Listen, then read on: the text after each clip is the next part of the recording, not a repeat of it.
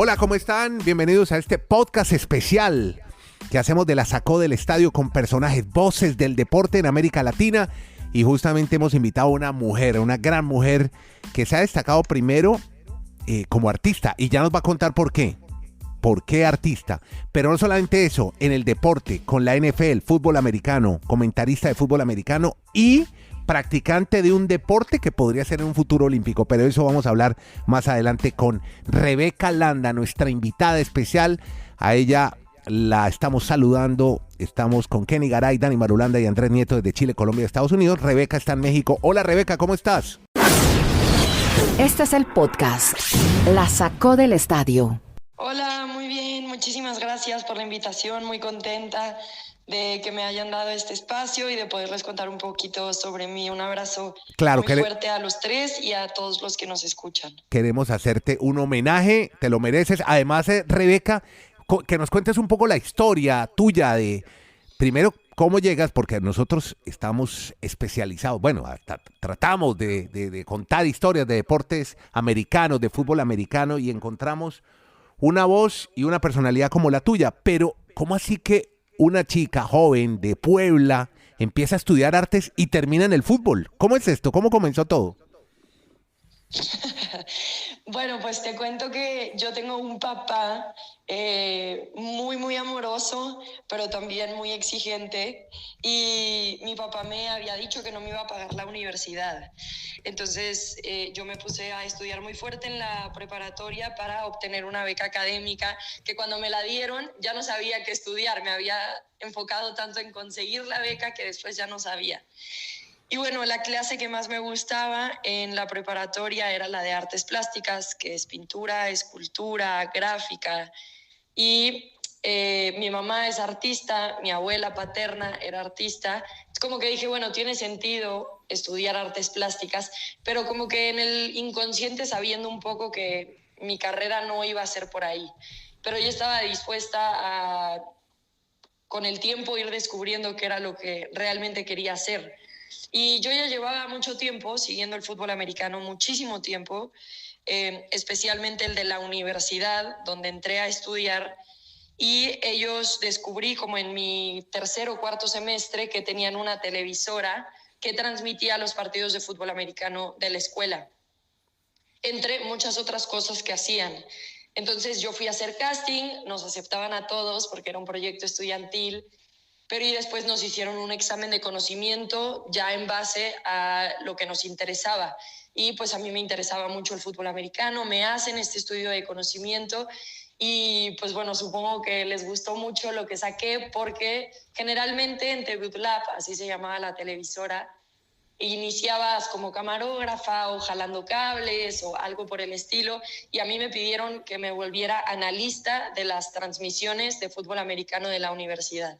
Entonces, bueno, básicamente ese fue el primer paso hacia lo que hago ahorita, que es el periodismo deportivo.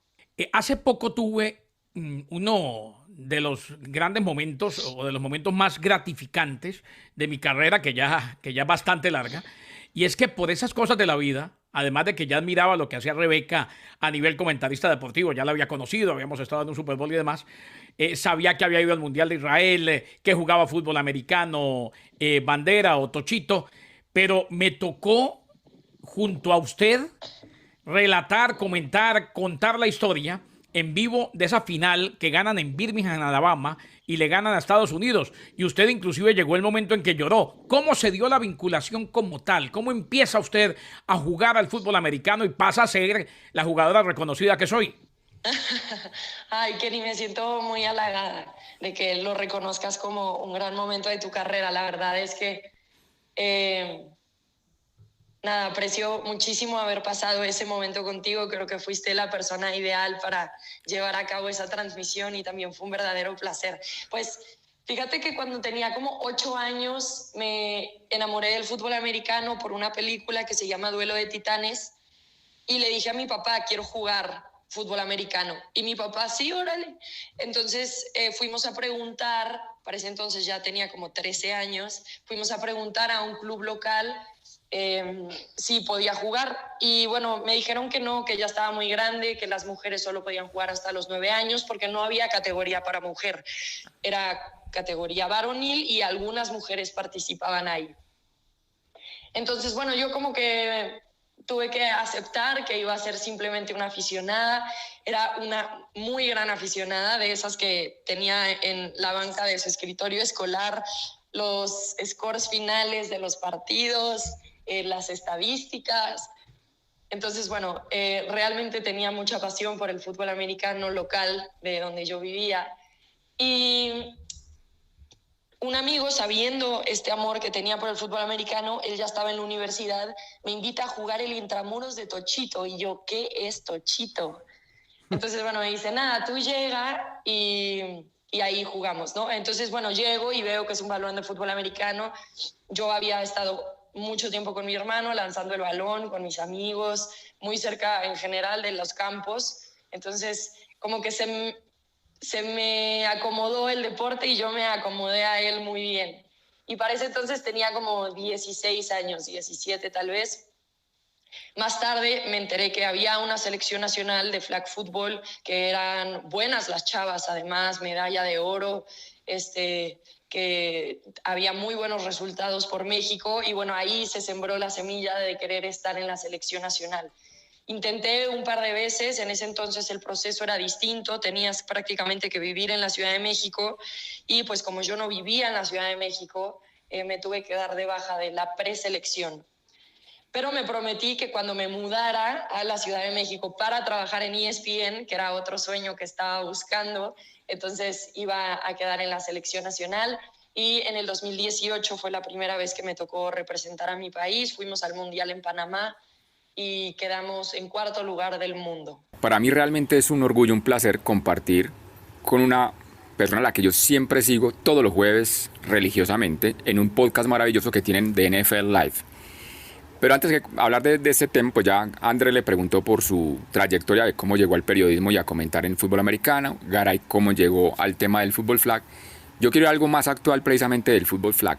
Ya usted, o Tochito como le dicen en México, ha caído en cuenta, como dicen los mexicanos, a usted ya le cayó el 20 de lo que ha significado esta medalla, porque es que no solo ganar el oro en unos Juegos Mundiales, lo que significa para la mujer latinoamericana, para el deporte de conjunto en México, lo que ustedes lograron. Mira, creo que ahí vamos en proceso a entender lo que hicimos. Todavía como que las emociones están altas, ya no tanto como hace un par de semanas, creo que ya cumplimos un mes de haber conseguido la medalla de oro, pero todavía tenemos muchas actividades y muchas cosas que como que no te dejan todavía sentarte y ponerte a pensar qué es lo que acabas de lograr. Pero sin duda alguna creo que desde antes de ganar la medalla de oro sabíamos las implicaciones, la responsabilidad y el impacto que esta medalla podía tener, no nada más para nosotras 12, incluyendo a los coaches 16, a nosotros 16, sino también a nuestro país, a nuestro deporte en el mundo, porque se está buscando ir a Juegos Olímpicos. Y también antes de irnos platiqué con algunas chicas de Guatemala, con algunas de Argentina, y como que ellas hablaban con nosotros de cómo ellas se sentían representadas por nosotros. Entonces también, como bien dijiste, representábamos pues prácticamente a un continente entero, ¿no? Creo que las implicaciones de lo que vamos a hacer con esta medalla de oro dependen mucho de nosotros, ¿no? Puede simplemente quedarse en esto como una gran celebración y entrevistas o visitas a la televisión, pero creo que lo que sigamos trabajando esa medalla ya en nuestras vidas personales, en nuestras comunidades, con la gente que nos rodea, ahí vamos a empezar a entender el verdadero impacto de eso que logramos hacer juntas. ¿Qué fue lo que le llamó la atención del fútbol, Rebeca? ¿Por qué un deporte que pues es de contacto y es rudo, por qué le atrajo tanto? Wow, pues fíjate que no sé, creo que mucho esta idea como de trabajar en equipo me enamoró mucho en la película de Duelo de Titanes, que fue justo la que como que hizo que me fijara en este deporte, como sin importar de dónde venía cada uno de los jugadores, de qué color era su piel, si tenían dinero o no, si habían ido a una buena escuela o no, como que por el equipo todo trabajaba bien, pero porque decidían poner esas cosas de lado. Es como que a mí me enamoró mucho la idea de eso, y también específicamente en esta película cómo el impacto de un equipo pudo llegar a afectar socialmente toda una comunidad y cómo inspiró a toda una comunidad a apreciarse por más allá del color de piel, sino admirarse más por los talentos y las cualidades de cada uno de estos jugadores y de los miembros de la comunidad. Entonces, como que eso fue lo que a mí me impresionó mucho. Yo crecí en una familia muy altruista. Por 10 años viví en una casa hogar para niños de la calle. Mi papá era el director, yo vivía ahí. Y entonces como que todo lo que tiene un poco de como sentido social me llega un poquito más profundo al corazón. Y no sé si como que inconscientemente conecté el fútbol americano con eso. Y fue parte de como el apego que tuve hacia el deporte.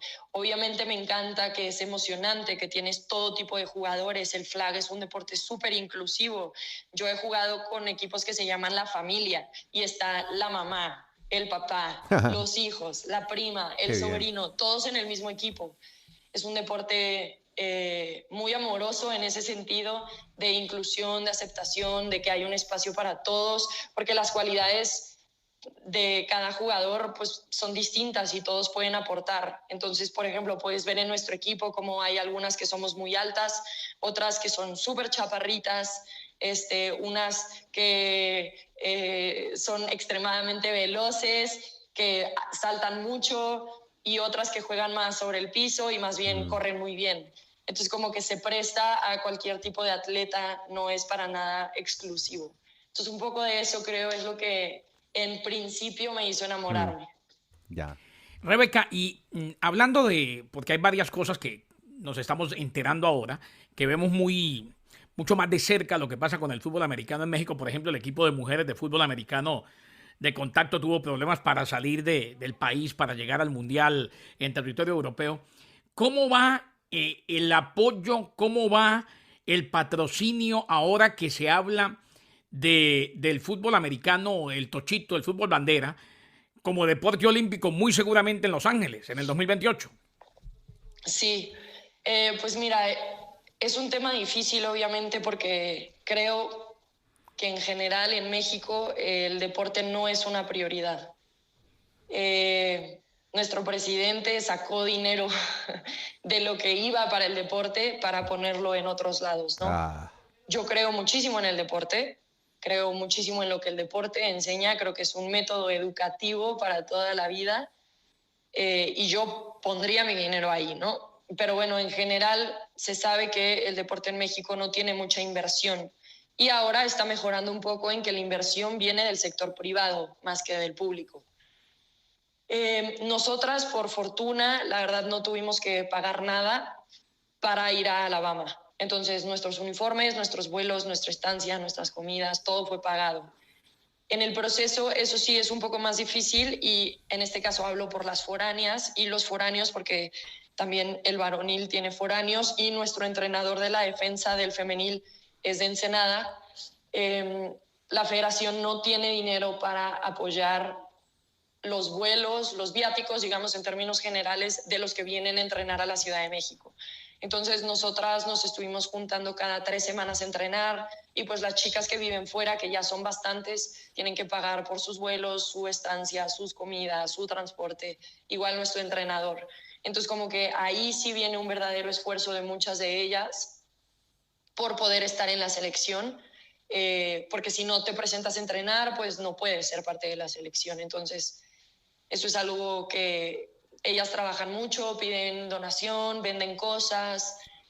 Entonces, bueno, ese es el lado difícil. Después ya para la competencia, pues nos recibió el CENAR, que es el Centro de Preparación de Alto Rendimiento, es donde se quedan los atletas olímpicos. Nos recibieron 5 días, nos dieron estancia, nos dieron comida. Entonces, a partir de ahí nosotros ya no pagamos nada. Lo de las chicas del equipado, la verdad, fue muy lamentable. es un tema mucho más complicado de lo que parece. Lo digo porque ya que llevas tantos años en procesos y trabajando tan cerca de la federación, te das cuenta del esfuerzo que realmente pone la federación por sacar adelante estas actividades con las deportistas. Personalmente sé que el presidente de la federación estaba muy emocionado y pensaba que este equipo podía llegar a ser oro. Pero también es una realidad que muchas veces dependemos del dinero que manda el gobierno o de inversión privada. Y ahí es a veces donde las cosas no salen como esperamos, ¿no? Sí. Entonces, bueno, obviamente yo lamenté muchísimo lo que le sucedió a ellas. Creo que como deportistas, en general, todos los deportistas en México se merecen algo mejor porque somos deportistas súper dedicados, súper aguerridos, que están dispuestos a pagar sus vuelos para poder representar a su país, que están dispuestos a no irse de vacaciones con sus familias para poder representar a su país. Y a veces hace falta ese apoyo del gobierno para que las cosas se den más fáciles y que el deportista pueda ser simplemente un deportista, que eso es pues nuestro trabajo. Podcast La Sacó del Estadio. En Twitter, @La Sacó Podcast.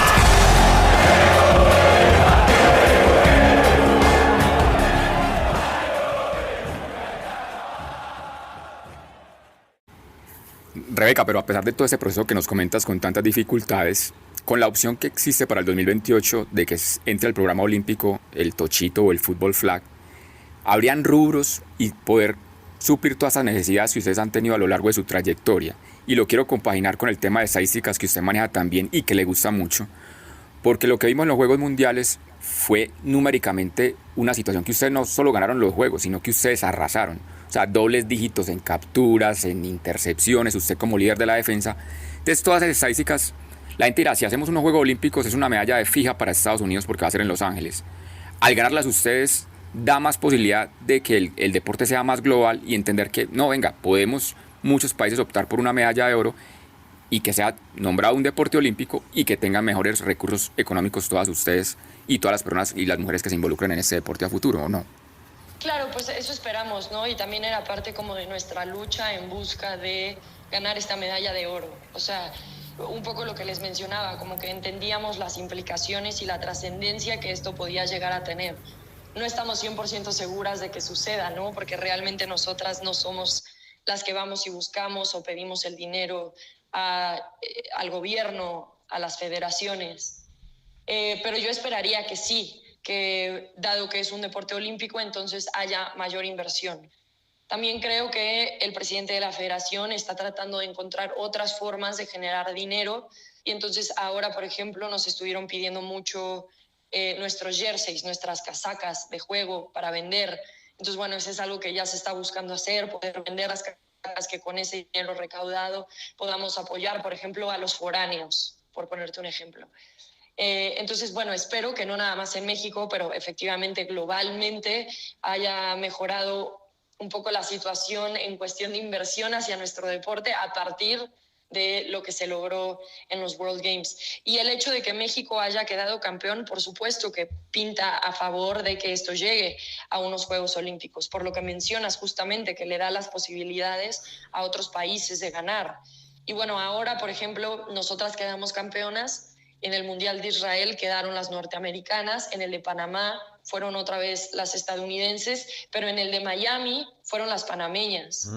Entonces existe como esta idea de que puede haber un gran nivel de flag fuera de Estados Unidos y no necesariamente le vamos a estar dando una medalla a Estados Unidos si es que entra a Juegos Olímpicos. Canadá también tiene un muy buen nivel, no estuvo presente en Alabama porque no hizo el proceso de ir al Mundial y calificar, pero Canadá también tiene muy buen flag. Y bueno, el flag va a seguir creciendo, que también eso es lo que pasa, ¿no? O sea, ahora 6 meses antes de irnos a Alabama se vino la capitana de Francia a jugar con nosotras en nuestro equipo del local y aprender un poquito más del flag y cómo lo jugamos y cómo vemos la defensa y la ofensa. Entonces también los demás equipos están interesados por seguir creciendo el flag en sus países y entonces eso abre una oportunidad para que cualquiera pueda ganarlo, no nada más México. en la fiesta después de que ganamos la medalla de oro, las italianas se sentaron con nosotros. ¿Cómo le hicieron? Porque nos dan esperanza de que esto es algo que nosotras también podemos obtener. Y pues nosotros les compartimos, porque más allá de que queramos ganar, lo que más queremos es que este deporte crezca y que las oportunidades en base a eso crezcan, que haya más becas deportivas por medio del FLAC, que más niñas puedan soñar con dedicarse al deporte, con ser atletas olímpicas. Entonces, sí creo que todo lo que mencionas es una posibilidad a corto plazo, corto y mediano plazo, para el flag football en el mundo. Pues estamos hablando con Rebeca Landa, que es futbolista flag football, tochito dicen ustedes en México, ¿no? Hablemos de la otra Rebeca, porque estamos hablando con dos Rebecas. Yo quiero llevarla otra vez al periodismo deportivo, porque me llama mucho la atención esa faceta del periodismo deportivo. Uno ve que en las cadenas grandes, sobre todo las periodistas mujeres, que hay unas muy buenas, además analizan muy bien, ven muy bien el fútbol, pero quizás las especializan un poco en fútbol femenino, fútbol femenil, dicen en México, o en hockey. Usted hace tenis también, pero yo quisiera saber, Rebeca, y Dani Malolana me dice, Rebeca es muy buena en las estadísticas, en los datos. ¿Cómo se prepara hoy en día una periodista deportiva cuando hay redes sociales que están permanentemente? Si uno llega a caer o a equivocarse, viene el bullying o el troll, en fin. ¿Cómo evitar eso y cómo se prepara uno para hacer una impecable salida como la suya, Rebeca, cada vez que tiene que salir al aire? Pues mira, a ver, creo que primero hacer las paces con que no voy a ser perfecta. Yo sé que ponemos a veces mucha expectativa sobre el periodista deportivo, ¿no? Pero el periodista deportivo que está en televisión, en cualquier cadena, también es humano y también se equivoca. Entonces, bueno, empezando por ahí, como que yo vivo en paz con que si me equivoco no es el fin del mundo, que siempre va a haber gente que le guste criticar, que le guste marcar los errores del otro. Muchas veces leo esos comentarios porque la verdad siento que me hacen mejor, aquellos que son retroalimentación. Hay otros que definitivamente ignoro. Y pues nada, me preparo leyendo, tengo mis notas. Si por ejemplo voy a narrar un partido del colegial, empiezo varios días antes, hago como un depth chart de los jugadores y abajo de cada jugador pongo los temas importantes que a mí me gustaría hablar a lo largo de la transmisión. Eso es más o menos como le hago para el colegial. Me tomo 2 o 3 días para preparar un solo partido. Ya. Y después para el tenis y eso, pues es un poco estar atenta. La verdad me considero una persona que se le van mucho las cosas, se olvida de muchas cosas, no soy tan buena con los nombres. Después de mucho tiempo las estadísticas se me empiezan a borrar y como a mimetizar, ya no sé qué estadística era de qué. Entonces, literalmente tengo muchos apuntes. Creo que más bien la clave es saber dónde están y dónde los encuentro y dónde los puse para que sea fácil acceder a ellos. Y bueno, lo hago obviamente con muchísimo amor, con muchísima dedicación, reconociendo que el lugar en el que estoy es un lugar privilegiado, que somos muy pocas las que estamos ahí, pero que si yo hago un buen trabajo, entonces le estoy abriendo la puerta a otras, para que otras puedan venir y también hacerlo. Qué bueno. Si mi trabajo no fuera tan bueno, lamentablemente creo que podría afectar el futuro de otras chavas, ¿no? Sí. Entonces, mucha de mi preparación es pensando en qué puertas estoy abriendo para otros y para otras. Y pues nada, no considero para nada que sean perfectas mis transmisiones, sin duda alguna sé que me equivoco, pero lo que sí estoy segura es que lo hago con muchísimo amor, con muchísima pasión y que trato de ser lo más dedicada y prolija posible. Para nosotros sí son perfectas esas transmisiones y yo quisiera saber si tiene algún modelo, alguien que uno admire y que diga, me gustaría saber como este periodista, algún modelo en periodismo deportivo mundial o mexicano. Sí, fíjate que sí, y además soy muy afortunada porque a esos periodistas deportivos que admiro mucho son mis amigos. Entonces, este depth chart, por ejemplo, que te platico, yo sé que mucha gente lo hace, pero a mí Ciro Procuna me mandó el suyo, literalmente me lo mandó a mi correo, velo, así lo hago yo, y a Ciro le funciona de una manera, yo lo hago muy parecido a él, pero un poco diferente. Entonces, por ejemplo, a Ciro, le aprendí muchísimo a Raúl Alegre, cómo se preparaba, incluso para los shows, o sea, para un programa de 1 hora, siendo Raúl Alegre, conociendo todo lo que conoce, se preparaba muchísimo. Luego, ver cómo se preparaba para los Monday Night Football. Literalmente, cuando viajaba a México, él se sentaba al lado de mí en el escritorio, entonces yo podía ver la cantidad de hojas que tenía, todo lo que había estudiado y preparado. Esos, por ejemplo, son algunos modelos. Ahora viajo a tenis y veo cómo se prepara Caro Guillén. Entonces, sus anotaciones, cómo hace sus hojas, en qué se enfoca, qué sitios de noticias revisa. También, por ejemplo, Pablo Viruega me pasó de que Rebe, estas son las páginas que tienes que ver. Entonces, la verdad también eso, que tengo compañeros extraordinarios que constantemente están buscando formas de ayudarme. También en su momento Álvaro Martín, hablé con él, me dijo, mira, estas son las preguntas que te tienes que hacer para empezar a prepararte, quiénes son tal y tal y tal, luego lo vas a separar así y así. Entonces, bueno, todos ellos me dan ideas y luego yo las voy puliendo y me voy encontrando mi propio método que a mí me funcione bien. Poco a poco lo he ido encontrando y se me hace cada vez más fácil, pero siempre trato de regresar un poquito a lo que ellos me mandaron por si se me está pasando algo. Son grandes profesionales, grandes personas, indiscutiblemente. Y qué bueno, Rebeca. A esta altura, una mujer profesional que juega fútbol americano, además, guapa, muy joven, ve el panorama de su vida como tal, libre para seguir jugando fútbol americano, yendo a eventos y al mismo tiempo haciendo su tarea, haciendo su trabajo en ESPN, o por ahí el corazoncito ya le dice otras cosas. Pues mira, después de este mundial, de estos World Games, mi plan había sido retirarme. Más por lo que diga el corazón, sino porque pensar en una vida de atleta de alto rendimiento, más periodista deportiva en una de las cadenas más importantes del mundo, acaba siendo demasiado en momentos.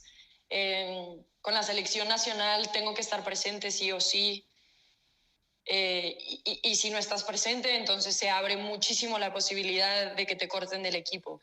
Y pues tengo oportunidades hermosas con ESPN que tampoco quiero dejar pasar. Quiero construir mi carrera, sé que tengo mucho por delante y entonces tampoco creas que es fácil para mí decir no puedo, tengo que entrenar con la selección nacional. Tiene que ver más con eso, ¿no? Como un poco el manejo de los tiempos y todo esto. Ahora se da este resultado y la verdad es que me sigo preguntando como que por qué me voy a limitar en mi carrera deportiva, que es algo que adoro hacer, lo adoro. Si yo pudiera ser deportista y vivir de eso, probablemente eso es lo que haría de tiempo completo.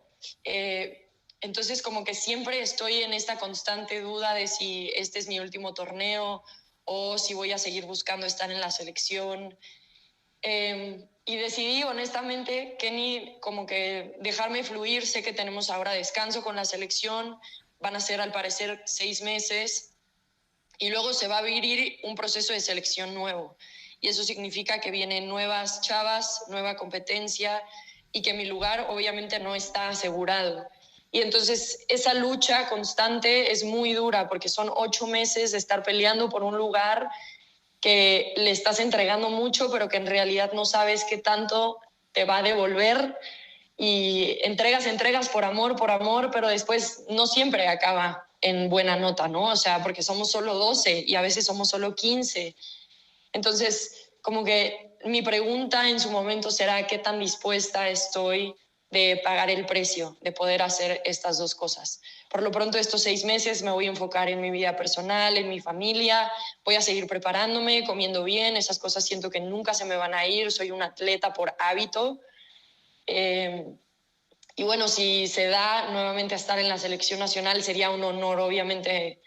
Tengo sueños súper grandes, sí me veo en Los Ángeles 2028 siendo mamá y siendo deportista y siendo periodista. Qué bueno. No sé si el tiempo me dé para tanto, pero bueno, también siempre tengo un gran equipo de apoyo que me motiva y que está a mi lado y que busca maneras de ayudarme, entonces uno nunca sabe. Quiero volver a un momento donde usted mencionó algo que me parece clave, que es trabajo en equipo. Porque yo escucho todo lo que usted nos ha comentado de su historia deportiva y de lo que ha sido el fútbol flag en México y el Tochito. Y me remonta mucho a lo que pasa en Colombia con el rugby sevens, un deporte que también hizo todo el mismo proceso que ustedes están haciendo, que estuvo en Juegos Mundiales y que después apareció en Río 2016 como Juegos Olímpicos. Y el tema de trabajar en equipo es que es muy sencillo en nuestros deportistas de América Latina tener deportistas individuales estelares, pero trabajar en equipo es otra cosa. Yo por eso quiero darle más énfasis a esa historia tan rica que ustedes nos han generado para México, y no solo para su país, sino para toda América Latina. Ese trabajo en equipo, ¿cómo se puede involucrar? Porque yo imagino que ustedes son chicas o chavas, como dicen en México, de diferentes regiones, o eran de la misma parte, porque aquí en Colombia es un país de muchas regiones y es difícil a veces entenderse entre todas en pro de un bien común o de un logro. ¿Cómo es ese proceso, o cómo fue ese proceso en México, o ha sido, y a futuro las que vengan? Porque ya hay muchas que, me imagino, como usted me está contando, algunas querrán tener su vida personal de ser mamás, otras ya son mamás. Entonces, ¿cómo ha sido ese tema de poder estar en equipo, en grupo, todas las chicas mexicanas que se han involucrado a lo largo de su vida en este deporte? A ver, creo que este equipo que ganó la medalla de oro, yo nunca he estado en un equipo así, nunca.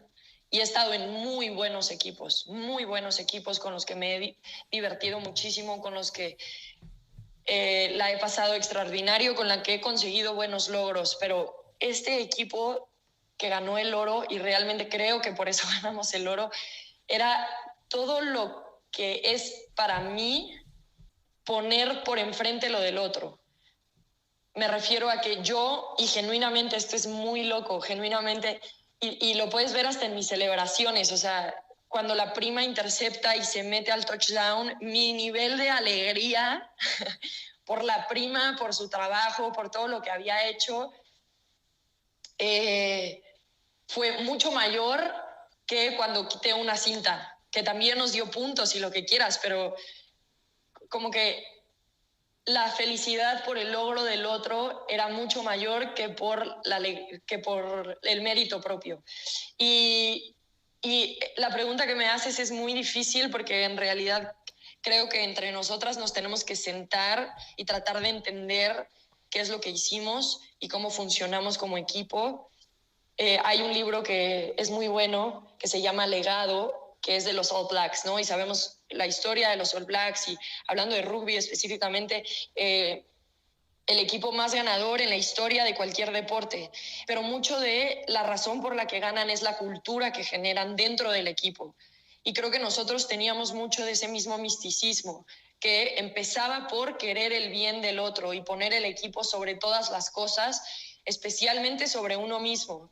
Creo que también con esto que hablas de la diversidad, creo que tiene que ver mucho con respeto. O sea, somos un equipo que somos de diferentes partes, pero nos respetamos mucho mutuamente por el trabajo que vemos que ponemos cada una, por cómo cada una fue mejorando, cómo cada una se fue integrando, aportando cosas, convirtiéndose parte, siendo parte del equipo, pero también por lo que son fuera.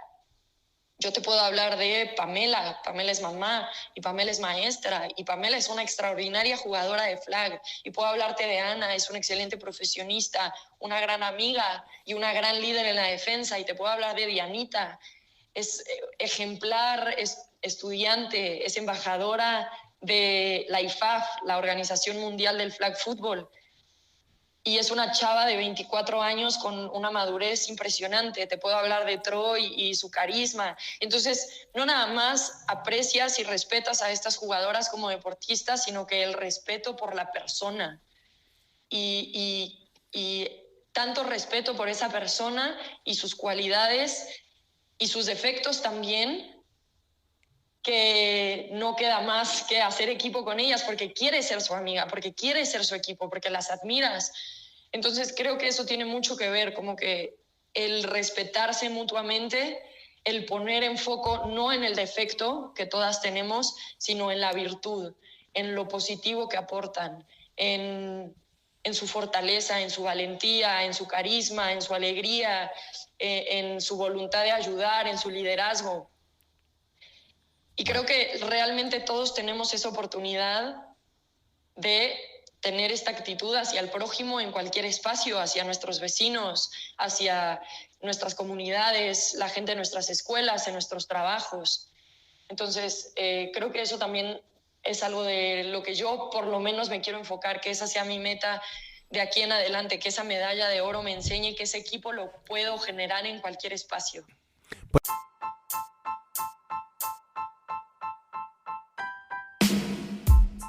Pues Rebeca, ha sido un gusto, hemos aprendido mucho, qué grandes mensajes nos ha dejado y eso era, queríamos hacerle un homenaje primero a la mujer, a la futbolista, a la periodista deportiva, admiración total y muchas gracias por estos minutos para el podcast La Sacó del Estadio, nuestro aprecio y admiración de siempre. Muchas gracias, Rebeca.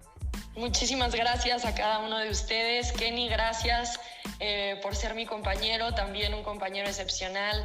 Gracias por darme este espacio, por invitarme, por platicar con ustedes. Y nada, espero que se repita en alguna ocasión, que haya otra gran razón para celebrar y que alguna vez nuevamente la pueda sacar del estadio. Gracias. Qué bien, siempre habrá buenas razones. Rebeca Landa, en el podcast especial La Sacó del Estadio, para aprender mucho de esta gran mujer.